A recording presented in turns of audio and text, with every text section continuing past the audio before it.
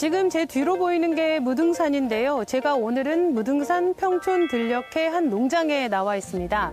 한때는 방역 사령탑으로 현장을 누비다가 이제는 치유농업사로 제2의 인생을 시작한 오늘의 주인공 만나보겠습니다.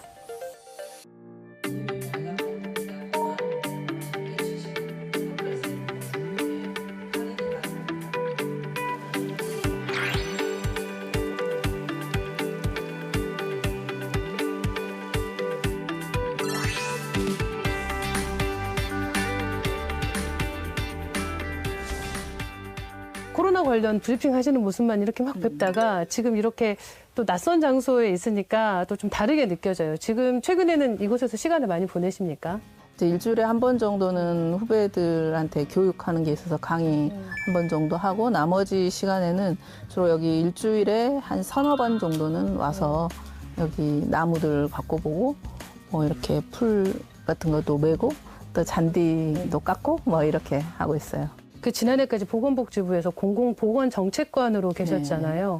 그런데 30년 공직 생활을 마무리 지으셨어요.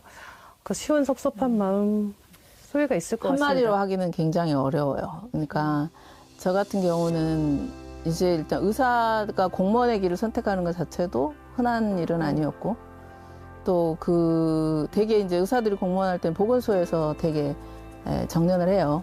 근데 이제 저 같은 경우에도 또 시로 이제 일반 행정을 할 수 있는 여건으로 옮겼고, 그 다음에 이제 지방 공무원을 오랫동안 하다가 이제 중앙정부에 가는 거 자체도 뭐 흔한 일은 아니었죠.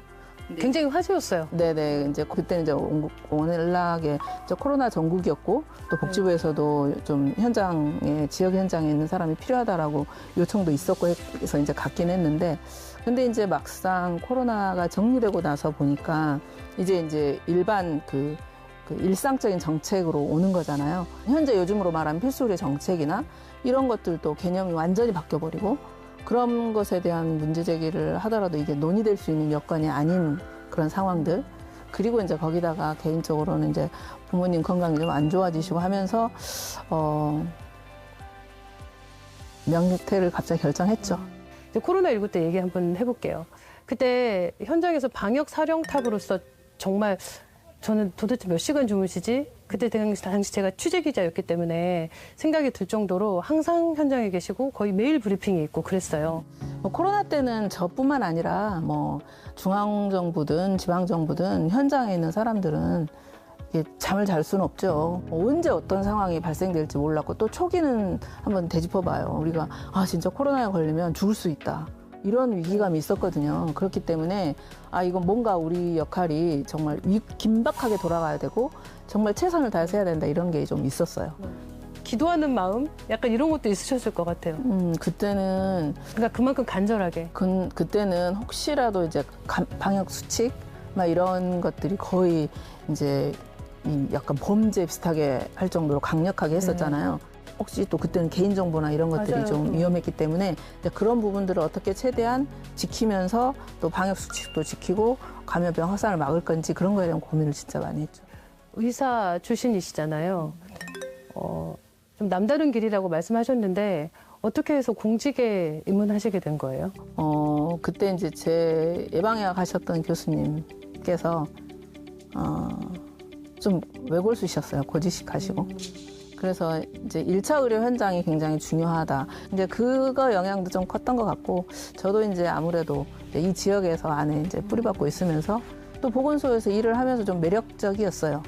왜냐하면 제가 그때 보건소 업무를 막 시작했을 때, 뭐 지금 진료나 뭐 이런 업무, 결핵만 보고 이런 게 한 게 아니라 그때부터 이제 건강증진 사업이라든지 막 이런 것들이 있었고, 지역보건 의료계획도 수립하고 그렇게 해가지고 이제 사업을 추진하고 하는데 이제 재미도 있었고요. 왜 치유농업사인가? 그리고 치유농업사는 어떤 일을 하는 사람인가?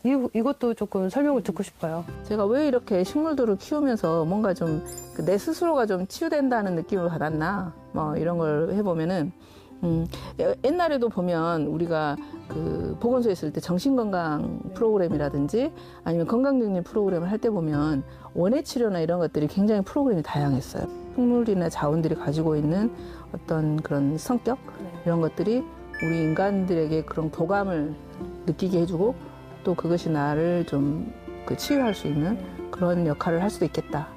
그래서 이제 좀 관심 갖고 공부를 한 거죠. 공직생활 하실 때도 현장 중심으로 하셨는데 퇴직하시고 나서도 그건 변하지 않은 것 같아요. 그런가요? 예, 현장 지금 그 그걸- 느낌 그냥 네. 갔었을 때 그 느낌. 네. 치유 농업사로는 이제 새롭게 출발하시는 거니까 나는 이런 치유 농업사가 되고 싶다. 어떤 이미지가 있을 것 같습니다.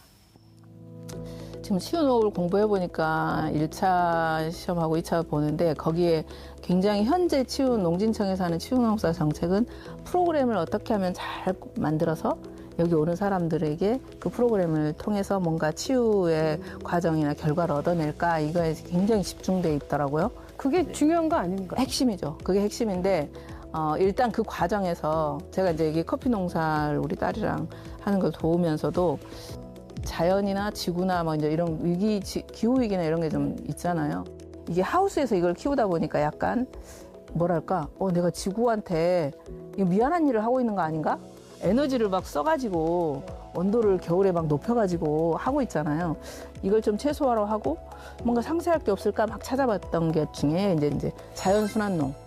근데 나머지 밭이나 이런 데서는 우리가 막 비료를 하거나 뭐 이렇게 탭이나 이걸 억지로 주는 게 아니고 자연 스스로 이렇게 클 수 있는 그런 텃밭 환경을 좀 조성해가지고 그 공간이 치유하러 오는 그 프로그램에 활용하는 방법.